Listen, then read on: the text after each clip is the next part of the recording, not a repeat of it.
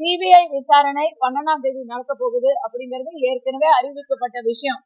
அதுக்கு விஜய் அவர்கள் போக போறாருங்கிறது எல்லாருக்கும் தெரிஞ்ச விஷயம்தான். அதுல நிறைய கேள்விகள் கேட்டிருக்காங்க. 60க்கு மேல கேள்விகள் கேட்டு ஏறக்குறைய ஒரு பரீட்சை பேப்பர் மாதிரி எல்லாத்துக்கும் அவர் பதில் சொல்லிக்கிட்டு இருந்தாரு அப்படின்னு சொன்னாங்க. என்னை பொறுத்த வரைக்கும் அவரு பொது உலகுக்கு பேசுறது இல்ல. மக்கள் எதிர மாநாட்டுல பேசுறாரு, ஆனா மக்களோட சேர்ந்து பேசுறது இல்ல. ஒருவேளை அதனால சிபிஐல அதுக்கெல்லாம் சேர்த்து வச்சு அவர் பேசியிருப்பாரு அப்படின்னு நம்பலாம்.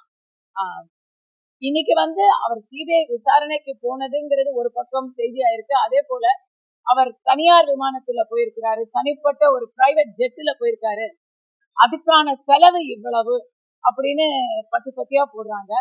அதையெல்லாம் பார்க்கும்போது ஆசுவாசமா இருக்கு. அவங்க பெரிய இடம்